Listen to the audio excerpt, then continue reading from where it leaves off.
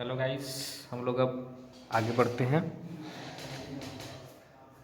मैंने आपका मैथ्स और केमिस्ट्री से जितना इम्पोर्टेंट क्वेश्चन था सबको बताने का अच्छे से प्रयास किया। आप सभी क्वेश्चन को अच्छे से करके जाएंगे।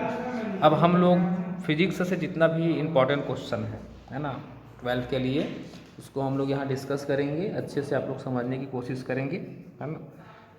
जिसमें से मैं आपको ही बताने वाला हूँ 2, 3 और 4 नंबर का क्वेश्चन, है ना, किस टाइप से आता है, उसको कैसे अपने को वहाँ पे डील करना है। तो पहला क्वेश्चन है अपने पास, इसको हम लोग केमिस्ट्री में पढ़े थे। अनुचुंबकीय, प्रतिचुंबकीय, लौह चुंबकीय, इन तीनों में अपने को डिफरेंस बताना है ना, तुलना करना है, डिफरेंस बताना है। तो पहला अपन देखते हैं अनुचुंबकीय क्या होता है, उसके बाद प्रतिचुंबकीय देखेंगे, फिर लौह चुंबकीय देखेंगे। अनु मतलब आप लोग याद रखना जो आकर्षित हो, अनु मतलब आकर्षण, ठीक है। तो आप लोग लिखोगे ये प्रबल की ओर आकर्षित चुंबक होते हैं, क्या होते हैं, या फिर ये प्रबलता से आकर्षित होते हैं, उसको हम लोग अनुचुंबकीय पदार्थ कहते हैं। प्रति मतलब क्या होता है, प्रतिकर्षण होते हैं, क्या होता है, प्रतिचुंबकीय मतलब आप लोग याद रखेंगे प्रतिकर्षण, अनु मतलब याद रखेंगे आकर्षण। तो ये प्रबल चुंबक से प्रतिकर्षण होते हैं, ये प्रबल चुंबक से क्या होते हैं, आकर्षण होते हैं।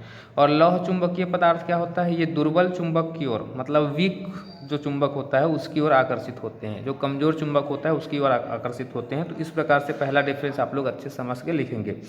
दूसरा, इन्हें किसी चुंबकीय क्षेत्र में लटकाने पर ये क्षेत्र के समांतर हो जाते हैं। मतलब कोई भी अपन चुंबकीय फील्ड में इसको रखते हैं अनुचुंबकीय पदार्थ को, तो क्या हो जाता है, उस क्षेत्र के समांतर हो जाते हैं, मतलब एक साथ वो हो जाता है। समांतर का मतलब यही होता है ना। इसमें अपन चलते हैं, इन्हें किसी चुंबकीय क्षेत्र पर लटकाने पर यह क्षेत्र के क्या हो जाते हैं, लंबवत हो जाते हैं, है ना। लंबवत मतलब सीधा सीधा हो जाते हैं, एक ही लंब में हो जाएंगे, है ना। लौह चुंबकीय में क्या होगा, ये भी चुंबकीय क्षेत्र के समांतर हो जाते हैं। मतलब अनुचुंबकीय और लौह चुंबकीय दोनों क्या होते हैं, समांतर होते हैं, लेकिन ये क्या हो जाते हैं, प्रतिचुंबकीय लंबवत हो जाते हैं। इस प्रकार से दो अंतर आप लोग याद रखेंगे। तीसरा अंतर में अपन चलते हैं, असमान चुंबकीय क्षेत्र में लटकाने पर ये कम तीव्रता वाले भाग से अधिक तीव्रता वाले भाग की ओर चलते हैं। जैसे कि असमान चुंबकीय वाले क्षेत्र में लटकाता हूँ इसको, अनुचुंबकीय पदार्थ को, है ना, तो क्या होगा, ये कम तीव्रता मतलब नीचे से लेकर के हाई ऊपर की ओर ये तीव्रता वाले भाग की ओर चलते हैं, है ना, नीचे से लेकर ऊपर की ओर चलते हैं। ये तीन चीज़ आप लोग याद रखेंगे। प्रतिचुंबकीय में ये क्षेत्र से अधिक तीव्रता वाले भाग से कम तीव्रता वाले, इसमें क्या था, कम से अधिक था, इसमें क्या हो रहा है, इसमें हो रहा है आपका अधिक से कम, है ना। सिंपल है, एकदम आसानी से आप लोग याद करेंगे।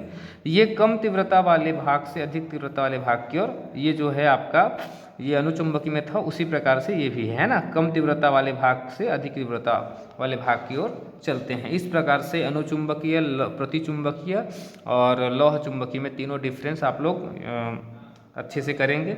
दूसरा क्वेश्चन अपन यहाँ पे देखते हैं, तो लिखा है पूर्ण आंतरिक परावर्तन से आप क्या समझते हैं, दो शर्त लिखिए। तो पूर्ण आंतरिक परावर्तन क्या होता है, जब कोई प्रकाश किरण सघन माध्यम से विरल माध्यम में प्रवेश करती है, मतलब सघन मतलब होता है कठोर, विरल मतलब होता है सरल, में प्रवेश करती है, और जब आपतन कोण का मान क्रांतिक कोण के मान से अधिक होता है। आपतन मतलब प्रवेश करना, आपतन मतलब क्या होता है, आपतन मतलब प्रवेश, है ना, जहाँ से प्रकाश आ रही है। तो यहाँ पे ये बोला गया है कि आपतन कोण का मान क्रांतिक कोण के मान से अधिक होता है ना। तो प्रकाश किरण दूसरे माध्यम में प्रवेश करने के बजाय उसी माध्यम से में परावर्तित हो जाती है। मतलब यहाँ से अगर प्रकाश आ रही है ना, यहाँ पे टकरा रही है, तो ये जो है इधर ना जा कर के पुनः उसी और वापस चली जाती है, परावर्तित हो जाती है। इसी घटना को अपन क्या कहते हैं, पूर्ण आंतरिक परावर्तन। मतलब प्रकाश आई, कोई दूसरे माध्यम में न जाकर के यहीं से परावर्तित वापस हो गई, इसको अपन क्या कहेंगे, पूर्ण आंतरिक परावर्तन। एक चित्र बनाना होगा आप लोग को, सिंपल आप लोग खींचेंगे, है ना, और ये 90 डिग्री का होगा, ये विरल माध्यम होगा और ये सघन माध्यम होगा, है ना। और ये रेखा जो है आप लोग ऐसे बना देंगे इसको सी, और इसी का मतलब है क्रांतिक कोण। इस प्रकार से पूर्ण आंतरिक परावर्तन से आप क्या समझते हैं, ये हो गया। डेफिनेशन लिखेंगे, एक चित्र बनाएंगे, और अपने को दो शर्तें पूछी गई हैं। तो दो शर्तें क्या है, तो शर्त इसमें ये है, प्रकाश किरण को सघन माध्यम से किसमें जाना चाहिए? विरल माध्यम से। इसका परिभाषा ही बोल रहा है ना, इसका परिभाषा भी यही बोल रहा है कि सघन माध्यम से विरल माध्यम में। तो पहला शर्त ये हो गया पूर्णांतिक परावर्तन के लिए। दूसरा शर्त क्या है? आपतन कोण को क्रांतिक कोण से अधिक होना चाहिए। ये जो आपतन कोण है ना, उसको क्रांतिक कोण, ये वाला जो क्रांतिक कोण है उससे क्या होना चाहिए? अधिक होना चाहिए। बस ये दो शर्त आप लोग याद रखेंगे। इस प्रकार से अनुचुंबकीय, प्रतिचुंबकीय, लघु चुंबकीय आप लोग समझ गए होंगे, और दूसरा पूर्णांतिक परावर्तन आप लोग समझ गए होंगे। तीसरा क्वेश्चन आप लोग देखते हैं, है ना। तीसरा क्वेश्चन बोल रहा है न्यूनतम विचलन कोण से आप क्या समझते हैं?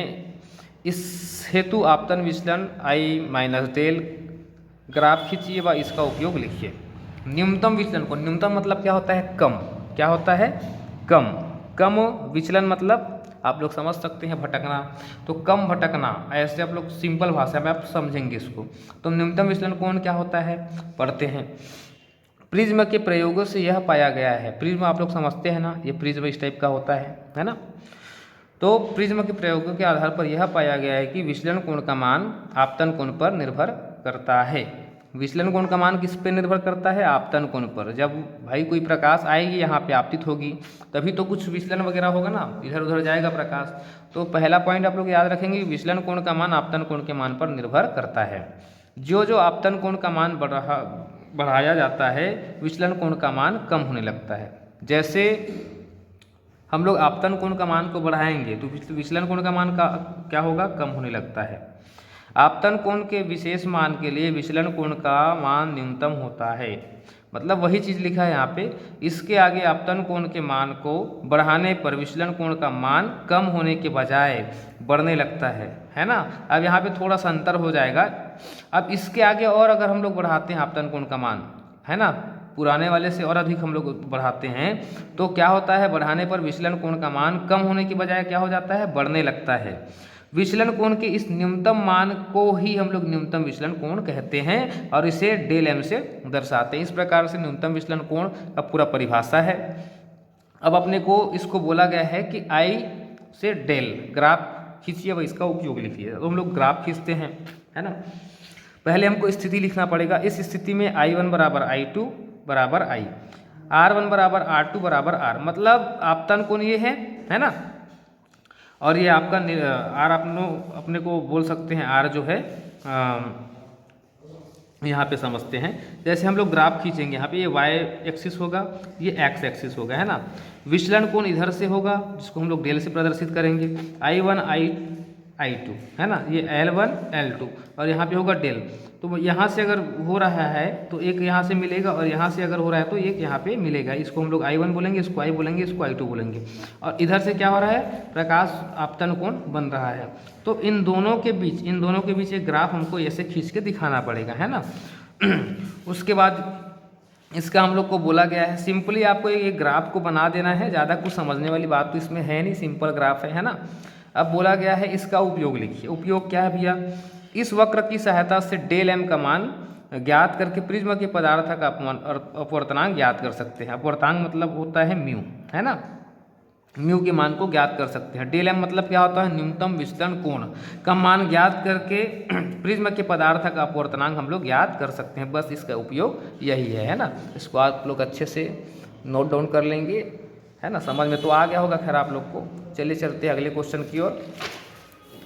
अगला क्वेश्चन है, निम्न को परिभाषित कीजिए, है ना। अपने को परिभाषित करना है, या फिर बोला जा सकता है कि संक्षिप्त टिप्पणी लिखिए। तो पहला चीज़ है यहाँ पे तापायनिक उत्सर्जन, दूसरा निरोधी विभव, तीसरा प्रकाशशील। बहुत इंपॉर्टेंट है, आपके एग्जाम में बार बार पूछा गया है ना। तो तापीय उत्सर्जन क्या होता है? जैसे कि किसी धातु को मैं गर्म करता हूँ तो उसकी सतह से क्या होती है? इलेक्ट्रॉन निकलने की क्रिया को हम लोग तापीय उत्सर्जन कहते हैं। मान लो ये धातु है ना, इसको मैं यहाँ से गर्म कर रहा हूँ, है ना। क्या कर रहा हूँ? गर्म। तो गर्म करूँगा तो पहले गर्म तो यहाँ पे होगा ना, तो इसका जो सतह है उससे क्या निकलेगा? इलेक्ट्रॉन निकलेगा। क्या निकलेगा? इलेक्ट्रॉन, है ना। तो इलेक्ट्रॉन निकलने की क्रिया को हम लोग क्या कहते हैं? तापनिक उत्सर्जन कहते हैं। इसमें ऊष्मीय ऊर्जा का विद्युत ऊर्जा में रूपांतरण होता है। यहाँ से हम लोग गर्म कर रहे हैं मतलब ऊष्मा दे रहे हैं, और इलेक्ट्रॉन निकल रहे हैं मतलब क्या हो रहा है ना, विद्युत ऊर्जा में रूपांतरण ये हो रहा है। इस प्रकार से तापायनिक उत्सर्जन आप लोग समझ में आ गया होगा। दूसरा मतलब तापायनिक मतलब होता है तपाना, गर्म करना। दूसरा है निरोधी विभव। निरोधी विभव मतलब क्या होता है? निरोधी विभव का वह ऋणात्मक विभव होता है ना, जिस पर प्रकाश विद्युत धारा का मान शून्य होता है। सिंपल सी बात है, निरोधी विभव वह ऋणात्मक विभव होता है जिस पर प्रकाश विद्युत धारा का मान क्या होता है? शून्य होता है। प्रकाश विद्युत धारा का मान शून्य होता है, उसी को हम लोग क्या कहते हैं? निरोधी विभव। तीसरा क्या है? तीसरा अपने पास प्रकाशशील। तो प्रकाशशील क्या होता है भैया? प्रकाशशील होता है वह युक्ति जो प्रकाश ऊर्जा को विद्युत ऊर्जा में परिवर्तित कर दे। मतलब प्रकाश ऊर्जा को किस में परिवर्तित कर दे? विद्युत ऊर्जा में परिवर्तित कर दे को क्या कहते हैं? प्रकाशशील कहते हैं, है ना। लाइट को किस में परिवर्तित कर दे? है ना, प्रकाश को किस में परिवर्तित कर दे? विद्युत में परिवर्तित कर दे, तो उसको हम लोग क्या कहेंगे? प्रकाशशील कहेंगे। इस प्रकार से तीनों क्वेश्चन तापायनिक उत्सर्जन, निरोधी विभव, प्रकाशशील आप लोग को अच्छे से याद रखना है। अगला क्वेश्चन है हाइड्रोजन परमाणु की पाषाण श्रेणी में आप लोग को क्या ज्ञात करना है? तरंगदैर्घ्य ज्ञात करने का सूत्र लिखिए।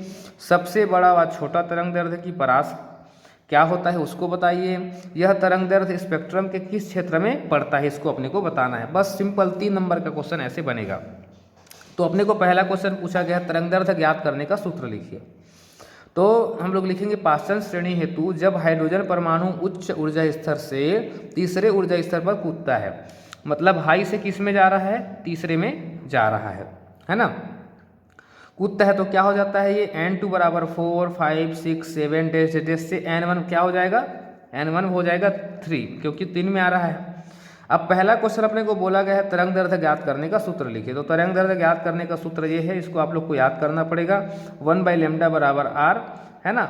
अब किस में जा रहा है? पहले से तीसरे में जा रहा है, तो ये हो जाएगा आपका 1/3 का क्यूब स्क्वायर माइनस 1/n का स्क्वायर। n बराबर आप यहाँ पे 4, 5, 6 जो भी रखना चाहे रख सकते हैं। दूसरा क्वेश्चन क्या बोला है? सबसे बड़ा व छोटा तरंगदैर्घ्य किस परास का होता है ना। तो वो सबसे बड़ा तरंगदैर्घ्य लैम्डा बराबर क्या हो जाएगा? 18,752 एंगस्ट्रॉम, और सबसे छोटा तरंगदैर्घ्य क्या हो जाएगा? 8,204 एंगस्ट्रॉम होता है। सिंपल चीज़ें इसको आप लोग याद रखेंगे। तीसरा, यह तरंगदैर्घ्य स्पेक्ट्रम के किस क्षेत्र पर पड़ता है? तो अवरक्त क्षेत्र पर पड़ता है। किसमें? अवरक्त क्षेत्र में। इस प्रकार से आप लोग यह हाइड्रोजन परमाणु की पाषाण श्रेणी वाला जो क्वेश्चन है उसको समझ गए होंगे। अब चलिए चलते हैं अगले क्वेश्चन की ओर। क्वेश्चन ये बोल रहा है किसी नाभिक के द्रव्यमान संख्या a के साथ प्रति न्यूक्लियन बंधन ऊर्जा में परिवर्तन को प्रदर्शित करने वाला ग्राफ खींचिए। ये ग्राफ है ना। प्रति न्यूक्लियन बंधन ऊर्जा और यहाँ पे क्या है? द्रव्यमान संख्या। इन दोनों के बीच अपने क्या खींचना है? द्रव्यमान संख्या और प्रति न्यूक्लियन बंधन ऊर्जा के बीच ग्राफ खींचिए। और उक्त ग्राफ से 2 निष्कर्ष बलों के संबंध में निकालकर नाभिकीय संलयन व नाभिकीय, इस क्वेश्चन को आप लोग ध्यान से पढ़ेंगे, नाभिकीय संलयन व नाभिकीय विखंडन क्षेत्र को दर्शाइए। तो मैं क्या करता हूँ? मैं ग्राफ खींचता हूँ। इधर लिखूंगा प्रति न्यूक्लियन बंधन ऊर्जा MeV जो बढ़ते चला जा रहा है। इधर लिखूंगा द्रव्यमान संख्या। मैं 0 चालू करूँगा, 0, 2, 4, 6, 8, 10। उस प्रकार से हमें 50, 100, 150 मतलब 50-50 के रेंज में बढ़ेगा।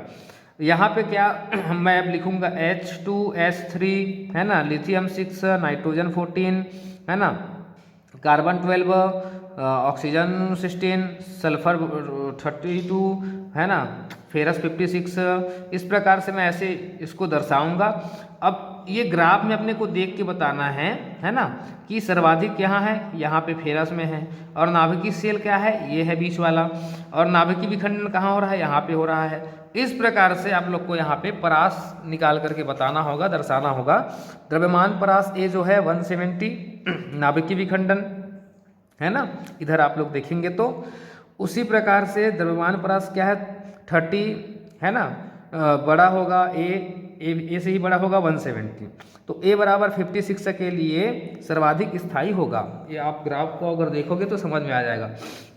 ए बराबर किस में है? 56 में बड़ा होगा, है ना, और सर्वाधिक स्थायी होगा। अब द्रव्यमान परास ए जो है बड़ा होगा, बराबर होगा 10 से।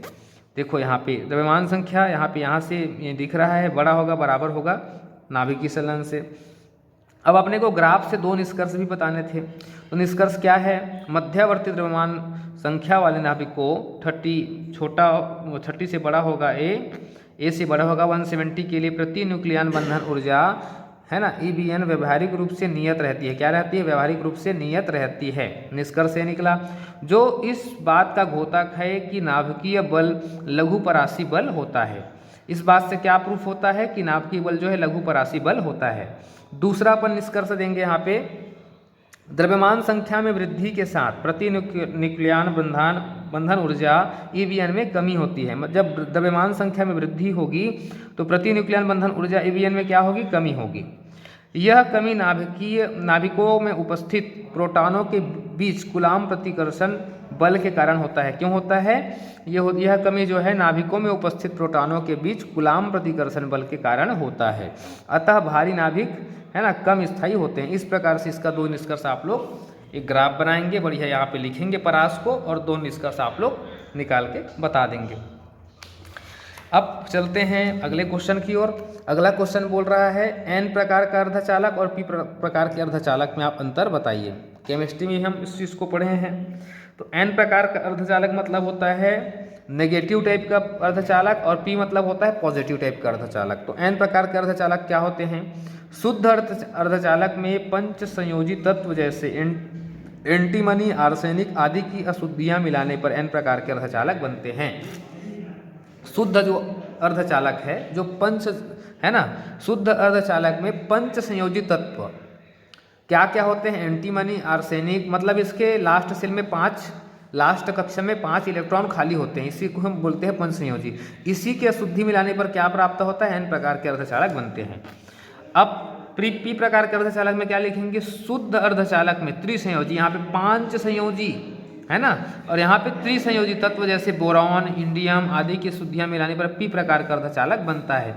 इस प्रकार से पंच संयोजी, त्रिसंयोजी आप लोग याद रखेंगे, और कुछ कुछ उदाहरण। दूसरा इसमें अंतर क्या होता है? इसमें इलेक्ट्रॉन विद्युत वाहक का कार्य करते हैं। इलेक्ट्रॉन जो है विद्युत वाहक का है ना, नेगेटिविटी है ना, N मतलब होता है नेगेटिव। तो इलेक्ट्रॉन क्या है? विद्युत वाहक का कार्य करता है, मतलब करंट की तरफ कार्य करता है। इसमें होल होता है P प्रकार में, इसमें होल विद्युत वाहक का कार्य करते हैं। इसमें इलेक्ट्रॉन करते, इसमें होल करते हैं, है ना। तीसरा अंतर है इसमें बहुसंख्यक धारा वाहक इलेक्ट्रॉन होते हैं। बहुसंख्यक मतलब बहुत सारा धारा वाहक इलेक्ट्रॉन होते हैं। इसमें बहुसंख्यक धारा वाहक होल होते हैं। छोटा छोटा अंतर है, आप लोग को याद रखना पड़ेगा इसको। इसमें अल्पसंख्यक धारा वाहक होता है, अल्प मतलब कम। इसमें अल्पसंख्यक धारक वाहक इलेक्ट्रॉन होता है। देखो यहाँ पे होल हो गया, यहाँ पे इलेक्ट्रॉन हो गया। पांचवा अंतर इसमें निश्चल धनात्मक आयन होते हैं, निश्चल धनात्मक आयन होते हैं। इसमें निश्चल ऋणात्मक आयन होते हैं। निश्चल मतलब जो आगे की ओर नहीं जाता है, उसको निश्चल कहा जाता है। इस प्रकार से आप लोग 5 अंतर अच्छे से बढ़िया लिख के आएंगे। चले चलते हैं अगले क्वेश्चन की ओर। अगला क्वेश्चन बोल रहा है, मैं जितना भी क्वेश्चन आपको यहाँ बता रहा हूँ ना, बिल्कुल सीरियसली लेना इस चीज़ को, और इन्हीं सब क्वेश्चन का अच्छे से तैयारी करके आपको जाना है एग्जाम देने के लिए। अगला क्वेश्चन है एनालॉग और डिजिटल सिग्नल में अंतर बताइए।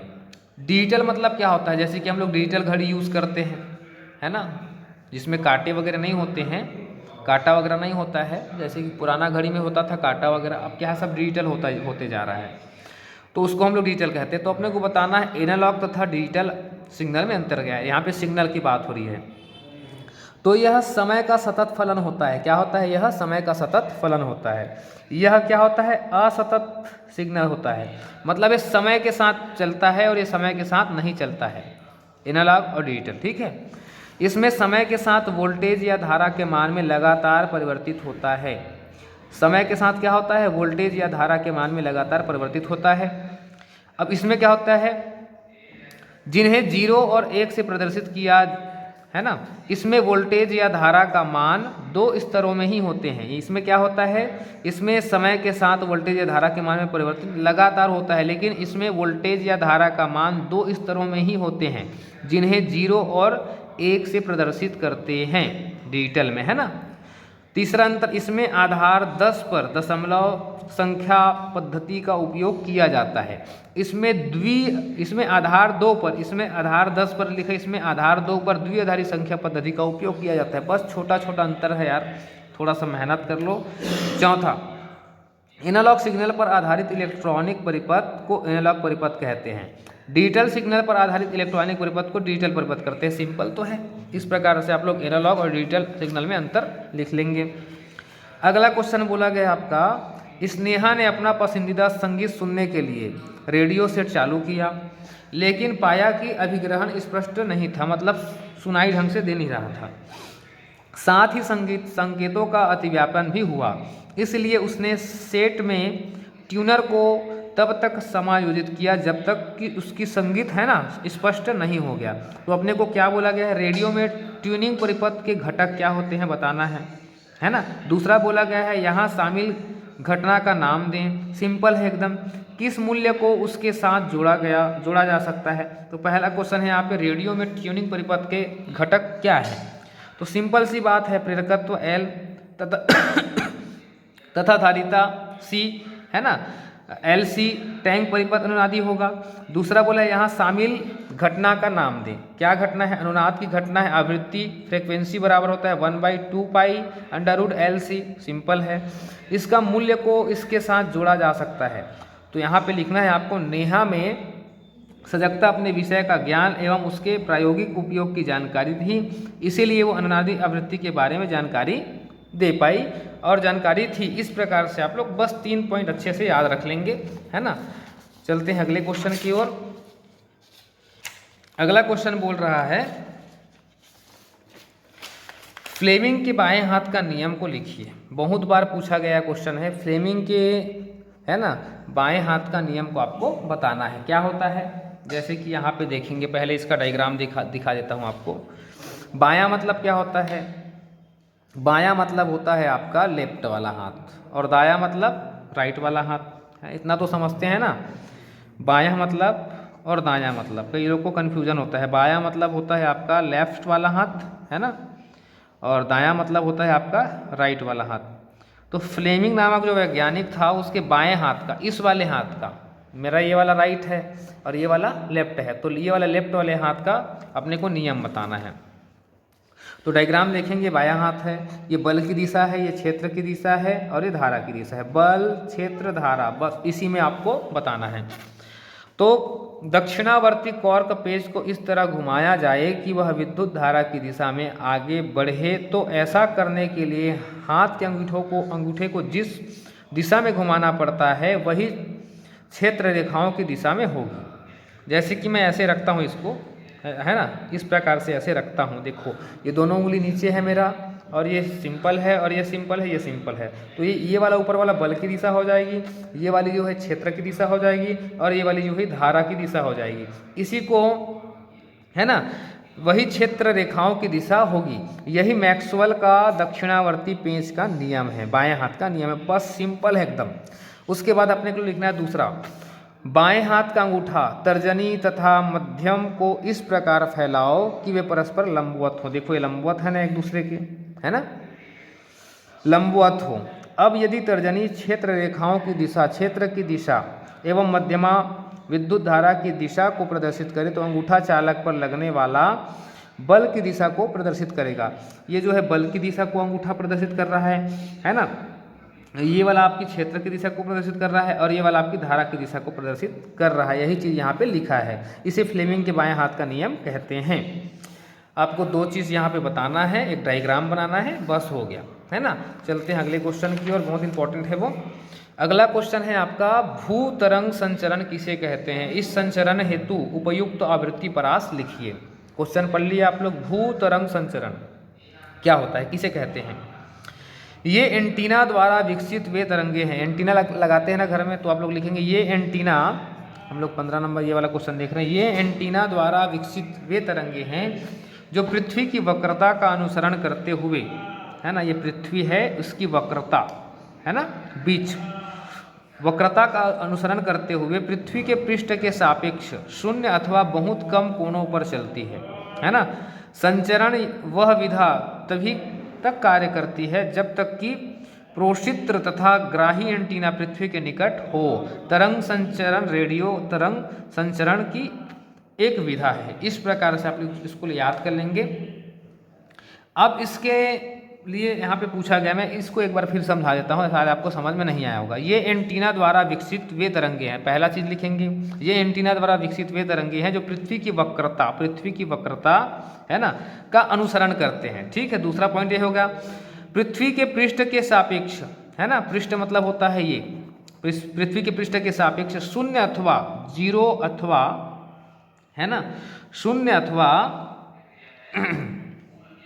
यहाँ पे आप लोग देखेंगे संचरण वह विधा तभी कार्य करती है जब तक, यहाँ पे हम लोग ना पृथ्वी के पृष्ठ के सापेक्ष शून्य अथवा बहुत कम कोणों पर चलती है। शून्य अथवा बहुत कम बोला है, बहुत कम एंगल कोण पर चलती है ना। संचरण वह विधा तभी तक कार्य करती है, ये विधा तब तक कार्य करती है जब तक कि प्रेषित तथा ग्राही एंटीना, मतलब जहाँ से संचारण हो रहा है और जहाँ से वो एंटीना ले रहा है उस सिग्नल को, है ना, पृथ्वी के निकट हो तभी। तरंग संचरण रेडियो तरंग संचरण की एक विधा है। इस प्रकार से भू तरंग संचरण आप लिख लेंगे। इस संचरण हेतु उपर्युक्त आवृत्ति परास, इसको तो आपको याद करना पड़ेगा।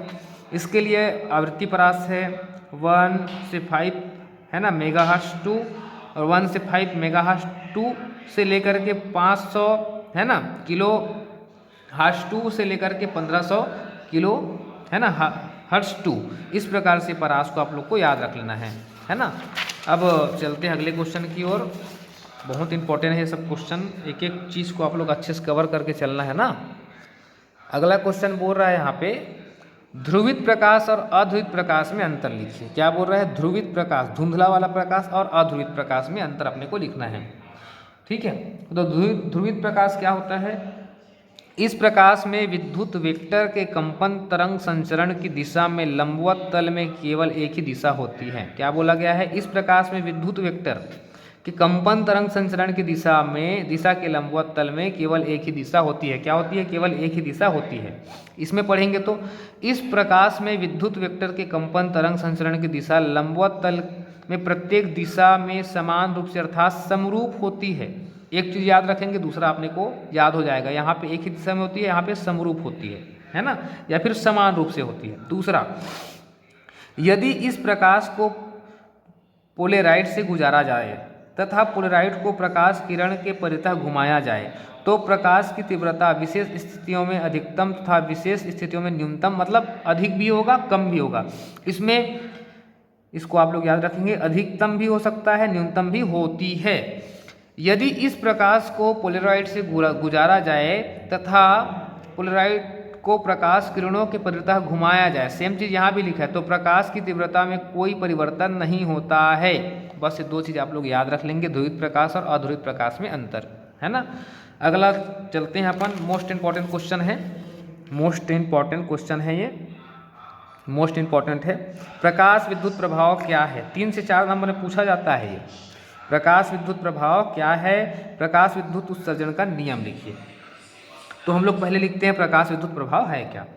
जब उचित आवृत्ति, है ना, तरंगदैर्ध्य या ऊर्जा का प्रकाश कुछ धातुओं पर आपतित होता है, जब उचित आवृत्ति फ्रीक्वेंसी वाली तरंग, है ना, तरंगदैर्ध्य या ऊर्जा का प्रकाश कुछ धातुओं पर आपतित होता है, समझिएगा वर्ड को, तो उनमें से इलेक्ट्रॉन उत्सर्जित होने लगता है। बाय द वे ये जो है धातु है, इसमें एक उचित आवृत्ति का तरंग, है ना, ऊर्जा, प्रकाश, तीनों चीज आपतित हो रहा है बाय द वे, तो इनमें इलेक्ट्रॉन क्या होता है? इसमें से इलेक्ट्रॉन निकलने लगता है।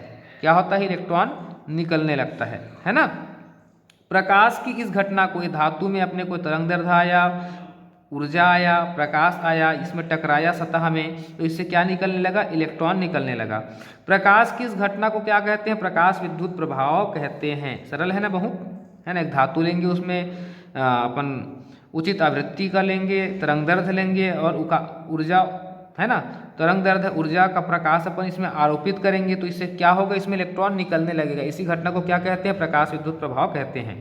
इस घटना में प्रकाश ऊर्जा का विद्युत ऊर्जा में रूपांतरण होता है। इसमें तो लाइट ही आ रहा है ना सतह में, और निकल क्या रहा है? इलेक्ट्रॉन निकल रहा है। तो इलेक्ट्रॉन क्या है? विद्युत ऊर्जा है। इस प्रकार से आप समझ गए होंगे। अब प्रकाश विद्युत उत्सर्जन का अपने को नियम पूछा है। प्रकाश विद्युत उत्सर्जन का नियम क्या है? समझ में आया ना प्रकाश विद्युत प्रभाव क्या है? इसको हम लोग देखते हैं। प्रेक्षणों के आधार पर लेनार्ड तथा मिलिकन ने प्रकाश विद्युत उत्सर्जन के निम्नलिखित नियम स्थापित किए हैं। क्या क्या नियम है? धातु पर विकिरण के पहुंचने और प्रकाश इलेक्ट्रॉनों के उत्सर्जन के मध्य कोई समय नहीं होता।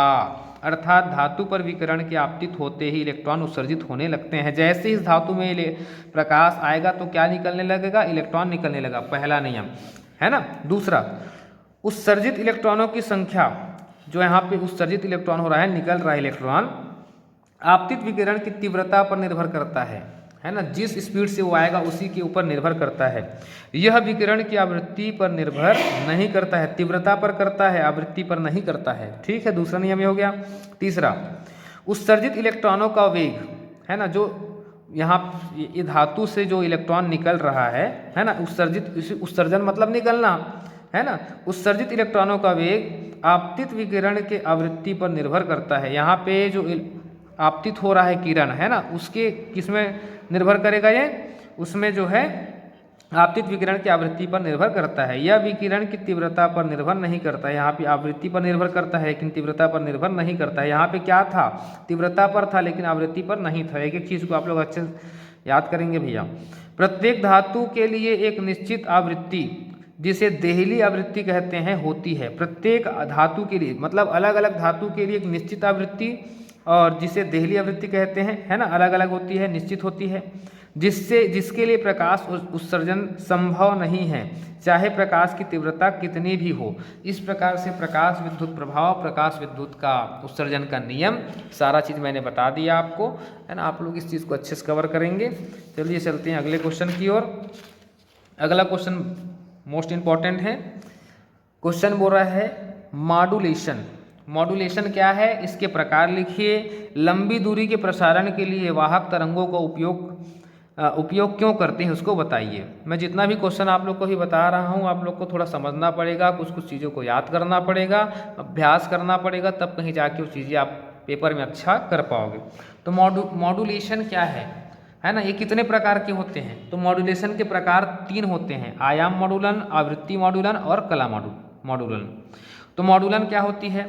श्रव्य आवृत्ति, मतलब जिसको हम सुन सकते हैं, उस प्रकार की आवृत्ति की तरंगों को प्रसारित करने के लिए उन्हें मेगाहर्ट्ज आवृत्ति क्रम के रेडियो तरंगों के साथ अध्यारोपित किया जाता है। अतः श्रव्य आवृत्ति की तरंगों को रेडियो आवृत्ति की तरंगों के साथ अध्यारोपण करना ही क्या कहलाता है? मॉड्यूलन कहलाता है। सीधी सी बात है, श्रव्य आवृत्ति की तरंगों को रेडियो आवृत्ति की तरंगों के साथ अध्यारोपण मतलब मिलाना क्या कहलाता है? मॉड्यूलन कहलाता है। ठीक है, क्लियर। मॉड्यूलन 3 प्रकार के होते हैं। मॉड्यूलन क्या होता है? श्रव्य आवृत्ति की तरंगों को रेडियो आवृत्ति की तरंगों के साथ अध्यारोपण करना मॉड्यूलन कहलाता है। क्लियर हो गया है। अब उसके बाद अधिक आवृत्ति वाली वाहक तरंगों का उपयोग करने से कम लंबाई के एंटीना की आवश्यकता होती है। यहाँ पे वर्ड को समझेंगे। अधिक आवृत्ति वाली मतलब ज़्यादा फ्रिक्वेंसी वाली वाहक तरंगों का उपयोग करने से कम लंबाई के एंटीना की आवश्यकता होती है। बढ़िया बात लिखी है यहाँ पे। उसके बाद प्रेषित एंटीना की लंबाई को वाहक तरंग के तरंगदैर्ध्य की कोटि का होना चाहिए। मतलब जो हम लोग प्रेषित कर रहे हैं उसकी लंबाई क्या होनी चाहिए? वाहक तरंग के तरंगदैर्ध्य की कोटि का, मतलब सेम उसी टाइप का होना चाहिए। यदि वाहक तरंग की आवृत्ति अधिक हो, है ना, जो चल रहा है उसकी तरंग आवृत्ति अधिक है, तो उसका तरंगदैर्ध्य क्या हो जाएगा? कम होगा। अतः कम लंबाई का एंटीना व्यवहार में बनाया जा सकता है। इस प्रकार से मॉड्यूलेशन क्या है, इसके प्रकार क्या है, लंबी दूरी के प्रसारण के लिए वाहक तरंगों का उपयोग क्या है ना, उसको मैंने आपको सब चीज़ बता दिया। यहाँ पे अच्छे से इसको कवर करेंगे। अगला क्वेश्चन है, इसको ये भी मोस्ट इम्पॉर्टेंट है। अवरक्त प्रकाश क्या है? क्या अवरक्त प्रकाश क्या है? उसका उत्पादन किस प्रकार से होता है? उनके 2 गुणों व उपयोग को लिखिए। बताइए कि कोहरे में दिखने हेतु इसका इस्तेमाल क्यों करते हैं। अवरक्त प्रकाश किसे कहते हैं? अवरक्त को अपने को समझना है। अवरक्त होता क्या है? उत्तर में जाएंगे। अवरक्त प्रकाश वह प्रकाश है जिसकी तरंगदैर्ध्य अधिक होने के कारण इसका प्रकीर्णन बहुत कम होता है, अवरक्त प्रकाश कहलाता है। तरंगदैर्ध्य अधिक होने के कारण इसका प्रकीर्णन क्या होता है? बहुत कम होता है। इसी को हम लोग क्या कहते हैं? अवरक्त प्रकाश कहते हैं। अब इसका गुण क्या क्या है? ऊष्मीय प्रभाव उत्पन्न करती है ये। दूसरा क्या है? फोटोग्राफिक प्लेट को प्रभावित नहीं करती है ना, गुण भी हो गया। उपयोग क्या है? अंधेरे धुंध को फोटोग्राफी में, है ना, मतलब अंधेरे में भी अपन फोटो खींच सकते हैं। टीवी अंधेरे में अपन फोटो खींच सकते हैं। दूसरा, टीवी आदि के रिमोट नियंत्रक में, है ना, हम लोग किसका प्रयोग करते हैं? अवरक्त प्रकाश का प्रयोग करते हैं। उत्पादन, इसका उत्पादन यही पूछा गया है ना, उसका गुण उपयोग लिखकर बताइए, है ना, और इसका उत्पादन ही बोला गया है तो उत्पादन को ही अपन बताते हैं। उत्पादन क्या है? पदार्थों को उच्च ताप तक गर्म करने पर, मतलब कोई पदार्थ को मैं उच्च बहुत ताप तक गर्म करता हूँ तो अणुओं से ये किरण उत्पन्न होती हैं, है ना, अणुओं से ये किरण क्या होता है? उत्पन्न होती है, अतः इन्हें ऊष्मीय विकिरण, है ना, ऊष्मीय किरणें भी कहते हैं। अब इस प्रकार से उसका उपयोग और अपन बता सकते हैं। अंधेरे में फोटोग्राफी, मैंने बताया ना कि अंधेरे में आप फोटोग्राफी कर सकते हैं इसके माध्यम से। दूसरा, कैंसर रोगियों की सिकाई करने के लिए, जो कैंसर के रोगी होते हैं उसको सिकाई हम लोग करवाते हैं ना, इसी अवरक्त प्रकाश के द्वारा ही किया जाता है। कोहरे में किसी व्यक्ति को देखने के लिए, मतलब कहीं भी एकदम धुंधला छाया हुआ है, वहाँ किसी को अपने को देखना है तो, है ना, तो इसका प्रयोग हम लोग करेंगे। तो हम लोग लिखेंगे कोहरे में किसी व्यक्ति को देखने के लिए अवरक्त किरणों का उपयोग किया जाता है, क्योंकि इन किरणों की तरंगदैर्ध्य अधिक होने के कारण इनका प्रकीर्णन बहुत कम होता है। तरंगदैर्ध्य अधिक होगा मतलब स्पष्ट रूप से दिखाई देगा, जिस कारण से ये किरणें कोहरे में भी अधिक दूरी तक जा सकती है। इस प्रकार से अवरक्त प्रकाश क्या है, उत्पादन किस प्रकार से होता है, इनके गुण व उपयोग, और ये सब बातें मैंने आपको अच्छे से बता दिया है ना। इस क्वेश्चन को भी आप अच्छे से करेंगे। चलते हैं अब अगले क्वेश्चन की ओर।